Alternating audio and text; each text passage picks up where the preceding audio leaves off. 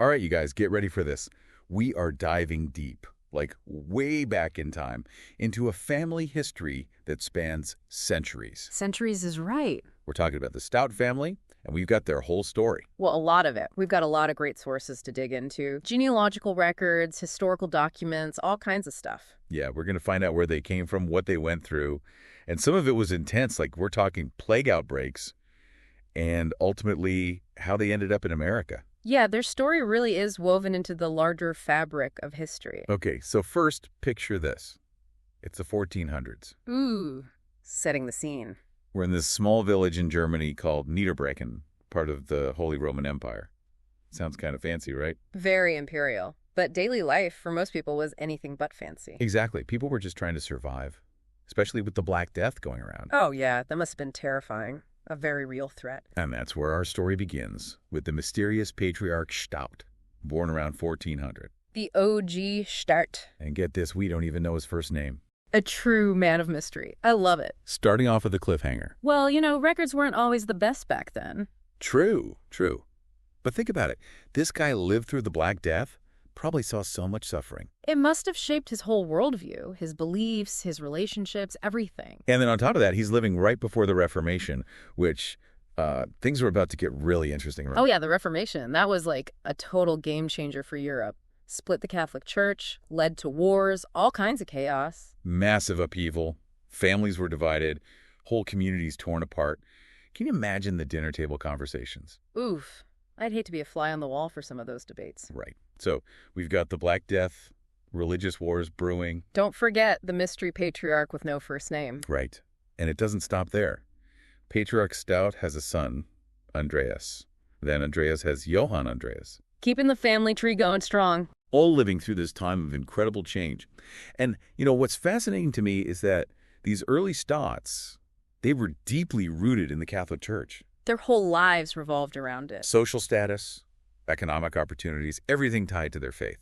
And then the Reformation comes along and throws it all into question. Talk about a crisis of faith. It was a time of immense uncertainty and upheaval. So just when you think things can't get any crazier, along comes Diebold Theobald Stott, born in 1510. Diebold. Now there's a name. What a mouthful. I know, right?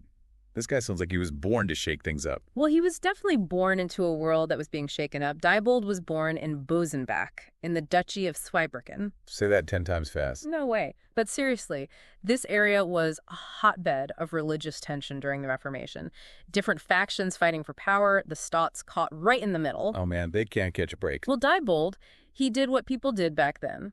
He got married, had kids. His wife was Katharina Langerth-Rich. They had several children together. Keeping the Stout line going. Exactly. Even amidst all this chaos. That's kind of heartwarming, don't you think? Like, through all this drama, they're still finding love, building families. Yeah, there's something very human about that. Life goes on, even during the most turbulent times. Absolutely. But, as you might guess, the story doesn't end there. The next generation brings even more challenges, especially for Hans Johann Stout der Alte. He was born in 1535. Hans Johann Stout der Alte. Okay, now that's a name that commands respect. Right. Like, you don't mess with a guy named Hans Johann Stout der Alte. He was born in Rossburg, another area deeply impacted by the Reformation. Imagine growing up hearing stories about your grandfather's world, a world that was rapidly changing. Like, back in my day, we only had one church. Uh-huh, exactly. It must have felt like living through a revolution. And what I love about this story is that it reminds us that history, it's not just dates and battles. It's people's lives. It's about families like the Stotts, just trying to make sense of the world, raise their kids, deal with all the crazy stuff life throws at them. It's a good reminder that we're all part of history. We're all living through our own versions of unprecedented times. Absolutely. And the Stotts, they were just getting started. All right, so last time, we left the Stotts right in the thick of the Reformation, trying to figure out life with all that religious and political turmoil. Yeah, it was a wild time. But get this, they didn't just stay put in Germany. Oh, what did they do? They decided to head to America. Wow, big move. Right. Talk about a plot twist. I mean, America was the place to be for a lot of Europeans back then, especially in the 17th and 18th centuries. Freedom, opportunity, all that. Exactly. And for families like the Stotts who were dealing with, religious persecution, economic hardship, America offered a fresh start. a chance to reinvent themselves. Exactly. And let's be real, America back then was the Wild West. Adventure, opportunity, and maybe even a chance to escape some of that drama back in Europe. Can't blame them for wanting a little peace and quiet. So who is the brave soul who took the leap across the Atlantic? That would be Samuel Stout, born in 1792. Samuel Stout. Wait, the name changed. Yeah, you'll notice the family name shifted a bit. Over time, Stout evolved into Stout. Like a family name makeover. Exactly. Happens all the time, especially with immigration. You know, officials recording names, different spellings. Ah, so it's not just a coincidence. But I bet Samuel's life wasn't all about fancy spellings. What was his deal? Well, Samuel was born in Berks County, Pennsylvania, Pennsylvania, okay. which was a major hub for German immigrants back then. They could hold on to their language, their culture, while also, embracing new opportunities. Like a little Germany in America. You got it. But Samuel didn't stay there, did he? Nope. He had that westward expansion fever. I knew it.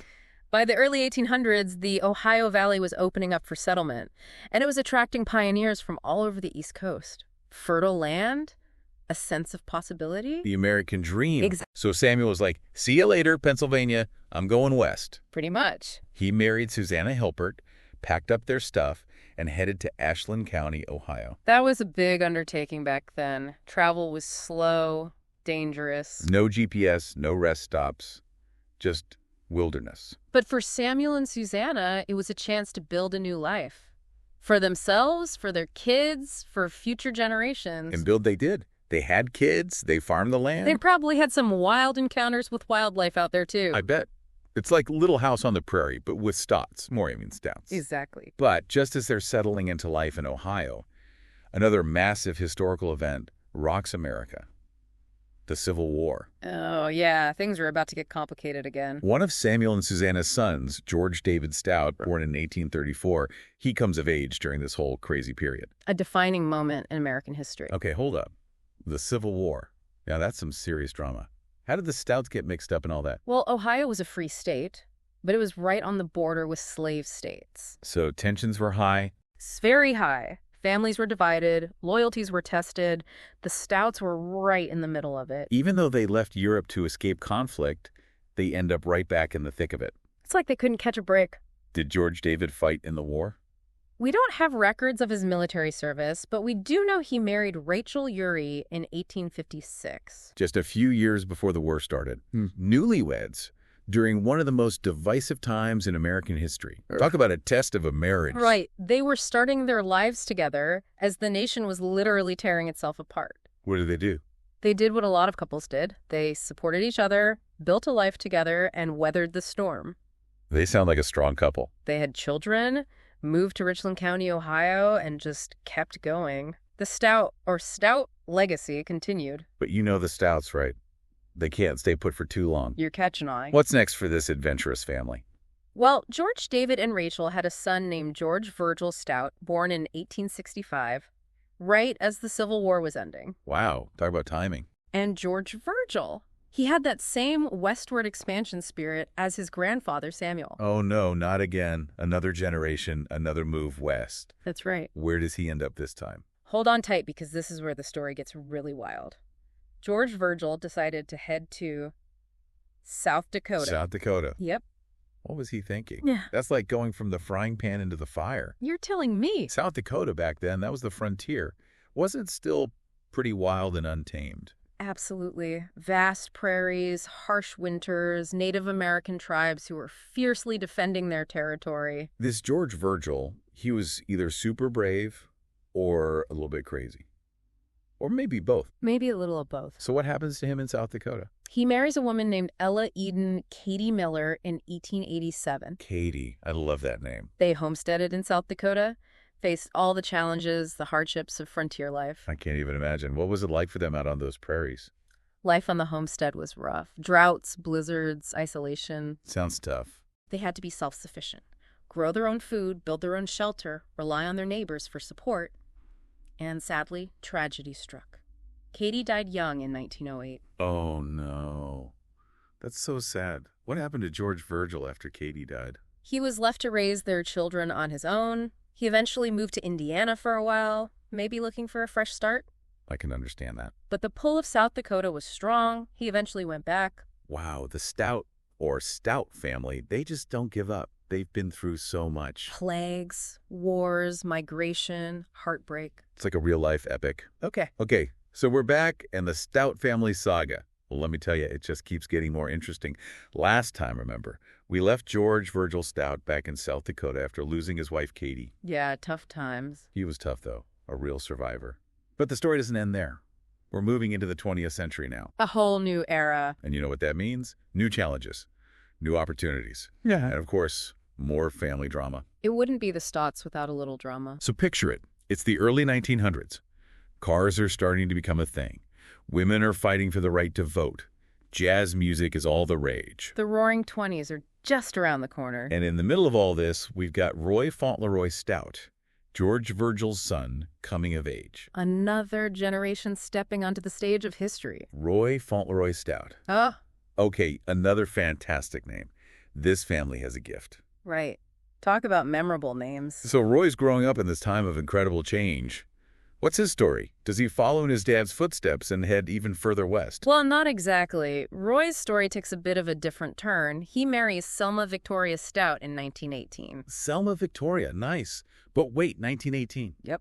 Right in the middle of World War I. Oh, wow, I forgot about that. And, the Spanish flu pandemic was happening, too. World War I, a pandemic. Yeah. Talk about a stressful time to get married. It was a tumultuous time to start a life together, for sure. But the Stouts, they always seem to find a way. What did Roy and Selma do during all this? Well, they did what many families were doing back then. They focused on building a stable life for themselves and their kids. It makes sense. They moved to Minnesota. It was known for its farming communities, growing industries, a good place to put down roots. Minnesota, okay. Yeah. Land of 10,000 lakes, and now home to the Stouts. That's right. Did they finally find some peace and quiet in Minnesota? Or did history have other plans for them?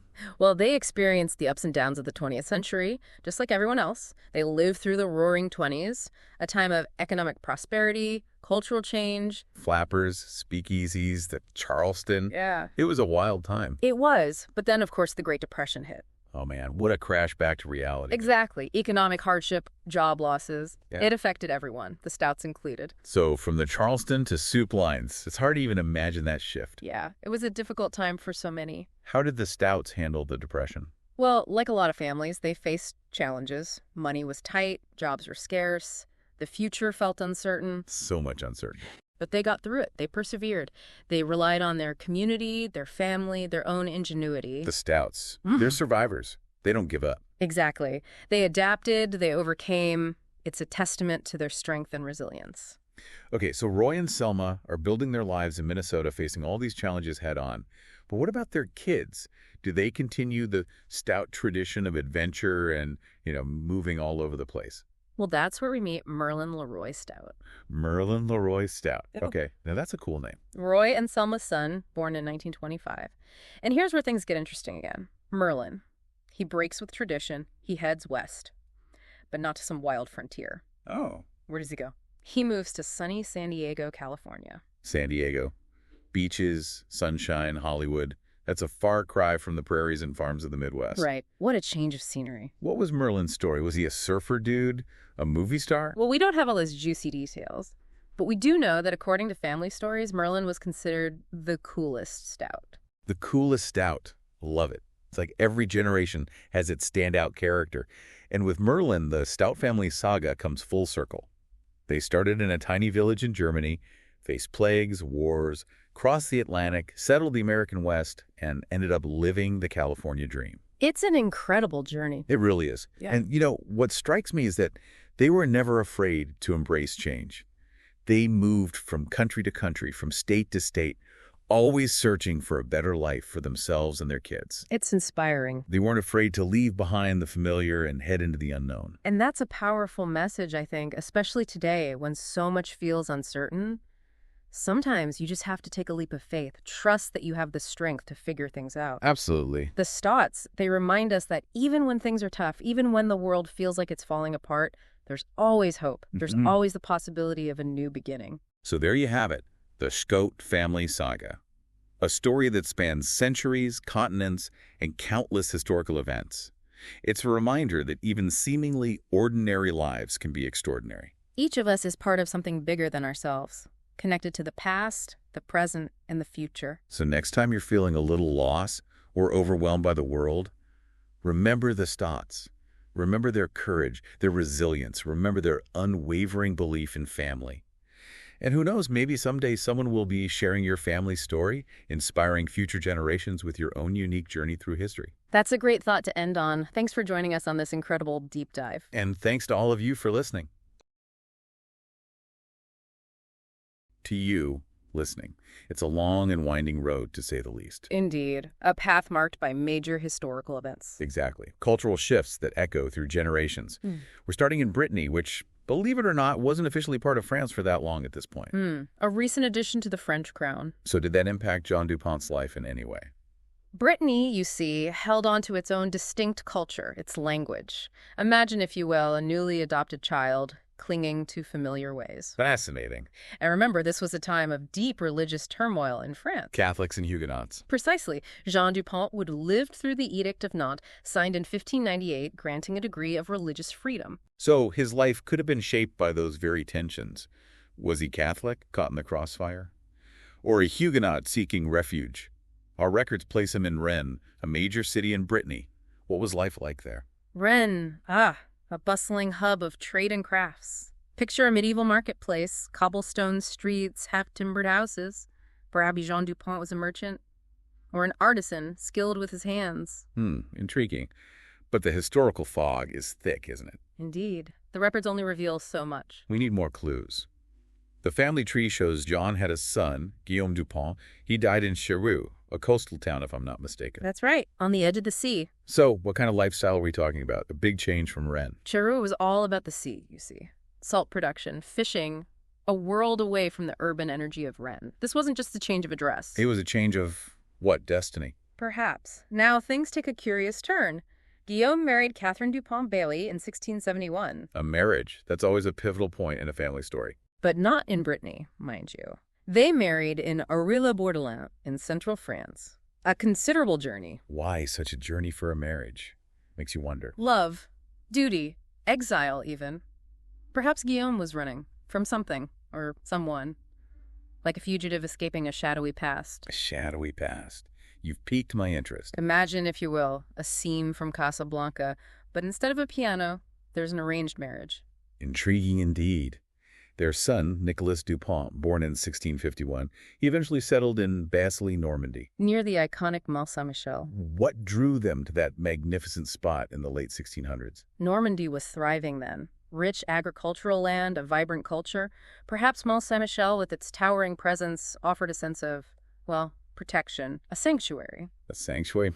So this family was constantly on the move, crossing regional borders. And remember, this wasn't a simple weekend trip back then. We're also talking about the reign of Louis XIV, the Sun King, a period of absolute monarchy and monumental change in France. Ah, yes, the Sun King. How did that impact their lives? Imagine Louis XIV as a spider at the heart of a vast web. His policies reached every corner of France, centralizing power, levying taxes, and for Protestants, especially after the revocation of the Edict of Nantes in 1685, it was a time of great danger. So, were they Catholic or Protestant? That answer could completely change their story. What about Nicolas Dupont's life in Basely? He married Bertrande Massé. They had at least 2 children we know of, Marguerite and Etienne. But likely more, wouldn't you say? Infant mortality was tragically high back then. Imagine entire branches of the family tree cut short. And there's another intriguing detail. Nicolas and Bertrande, there was a significant age gap between them. 16 years, to be exact. He was older then. Much older. Was it an arranged marriage, a transaction of sorts, or perhaps something more, shall we say, profound? Profound. Their son, Etienne Dupont, born in Basely in 1690. He and his wife, Julienne Bedouin, they lived through the reigns of both Louis XIV and Louis XV. A front row seat to history, wouldn't you say? Indeed. 2 very different monarchs. What was that transition like, from the Sun King to Louis XV? From the iron grip of the Sun King to the, well, more relaxed rule of Louis XV. Imagine, if you will, trading a hawk for, well, a slightly less intimidating hawk, but still a hawk nonetheless. A fascinating analogy. And there's another move. Etienne died in Rennes in 1768, back to the city after generations in rural Basely. Why? perhaps opportunity called, or maybe, just maybe, it was the pull of family secrets, unfinished business like a siren's call echoing through the years. A siren's call. You do have a way with words. Then comes their son, Jacques Dupont.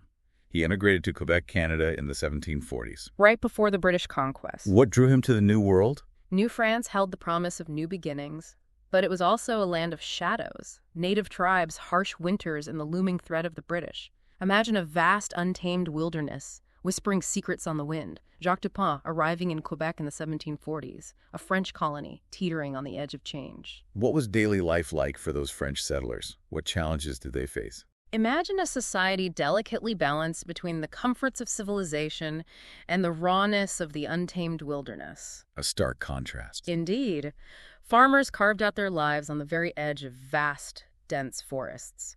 Trappers ventured deep into the unknown. A life of constant exploration, it sounds like. And all of this under the watchful eye of the French crown, of course, but also under the ever-encroaching shadow of the British. Ah, yes. The British, that looming threat. Then, the unthinkable happens, the British conquest of 1760, a seismic shift to say the least. How did this impact Jacques and the other French settlers? Overnight, their world turned upside down. Imagine waking up one morning to find your loyalty, your very identity called into question. A disorienting experience, to be sure. Forced to assimilate or to resist in the shadows, it was a time of hidden allegiances, of whispers in the dark. Did they have any real choice but to adapt to British rule? Some fled, you see, deeper into the wilderness, seeking refuge with native tribes. Others, however, they remained, learning to navigate the complexities of this new British regime. A delicate dance, I imagine. Like a chess game played on a board of ice, you could say. Brutal and unforgiving. The family tree shows some of Jacques Dupont's descendants stayed in Canada while others ventured south to the United States. What prompted this southward migration? The American Revolution, of course. A beacon of rebellion. A new nation being born. Some saw it as an opportunity, a chance to break free from British rule entirely, to forge a new destiny. A tempting prospect. While others, perhaps they felt the pull of family ties. Whispers across the border calling them south. So your family, caught between two empires, two revolutions, two very different destinies. And amidst all of this, the family name changes. From Dupont to Beveridge. A radical shift. What could explain this? Assimilation, perhaps. A desire to shed the weight of the past. To blend in, to start anew. Or perhaps something more, shall we say, clandestine. A name, you see, can hide as much as it reveals. Think of it as a mask, worn to conceal true intentions. A mask. Fascinating. One of these descendants, David Dupont, now David Beveridge, he settled in Belle Prairie, Minnesota in the late 19th century. A booming lumber town. What was life like for him in this new frontier? Minnesota, a land of dense forests and hidden dangers. The lumber industry drew men like moths to a flame. The promise of wealth, yes, but also a brutal and unforgiving existence. Imagine a symphony of saws echoing through the endless trees, each cut a whisper of change. Dave was both a farmer and a lumberman, a hard worker it seems. He owned property, had 2 marriages, several children. He clearly built a life for himself in Belle Prairie. He carved his existence from the wilderness, it's true, but prosperity, as we know, often comes at a price. The Great Fire of Little Falls in 1889. Imagine a wall of flame consuming everything in its path. A stark reminder that even in the heart of civilization, chaos lurks. That fire must have been terrifying, and it likely impacted Belle Prairie as well. Were there any other significant events that shaped David and his family's lives? The arrival of the Illinois Central Railroad, of course. Iron tracks, cutting through the wilderness, connecting Belle Prairie to the outside world. Progress, to be sure, but also a harbinger of change, like a serpent winding its way through the Garden of Eden, you could say. So hardship, resilience, and the relentless march of progress, all converging in this one small town. And your ancestor, David Dupont, now Beveridge, right in the middle of it all. He was a witness to the transformation of the American landscape. But what secrets did he carry with him, I wonder? What whispers from the past echoed in his heart? To uncover that, we must dig deeper. As we move into the 20th century, the family's story unfolds further in Morrison County. We're focusing on David Dupont, or Beveridge as he came to be known. What becomes of his descendants, you ask? Their lives must have intersected with so much history. Wars, economic booms and busts, social upheavals. Each generation you see is but a ripple in the vast pond of time. Let's meet some of these individuals. I'm quite intrigued by Leonard Roland Beveridge, born in 1910. The records indicate he served in World War II. He enlisted in the U.S. Navy in 1942. So young. Imagine a young man leaving the familiar fields of Minnesota for the vast, unforgiving ocean, a world consumed by war. He saw action in the Pacific Theater, faced unspeakable horrors. It's hard to even fathom. Yet he emerged, much like a phoenix rising from the ashes. A testament to the human spirit. His story speaks to a larger narrative of sacrifice and duty, wouldn't you say? A thread that seems woven through generations of this family. Indeed. What about his son, Larry Leonard Beveridge, born in 1937? What path did he forge? He walked a different path, but one no less dedicated to service. He joined the San Diego Police Department in 1959. A guardian of the city. Imagine patrolling the streets, facing the darkness head-on. He specialized in traffic and accident reconstruction. A puzzle solver of sorts. Piecing together the fragments of shattered lives. From the battlefields of World War II to the streets of San Diego. It's a remarkable lineage of service. And Larry's expertise in accident reconstruction, it suggests a mind drawn to detail, to uncovering the truth hidden beneath the surface. He was a seeker of hidden patterns, you could say, like an archaeologist brushing away the dust of time, revealing the secrets buried beneath. He even co-founded Associated Liability Investigators. Really? A testament to his unwavering pursuit of justice. So the family's presence in Morrison County continues to this day. They've witnessed the region transform from a frontier town to a place with deep roots. They've seen the ebb and flow of history, the rise and fall of industries, the whispers of the past echoing in the present. It's incredible, isn't it? We've journeyed from 16th century France to 20th century America, from Jean Dupont to Leonard and Larry Beveridge, a tapestry woven with resilience, adaptation, and this deep-seated sense of service. What's the most important thing we can take away from this deep dive? That every life, every choice we make leaves a mark on the world, like footprints in the sand eventually washed away by the tide. But the impression remains. And within those impressions lie the secrets, the whispers that shape who we are. What a journey. And to you listening, I encourage you to keep exploring, keep unearthing the stories hidden within your own family tree. Who knows what secrets you might uncover, what whispers from the past might guide you in the present. This has been The Deep Dive. Until next time, may your search for truth be illuminating.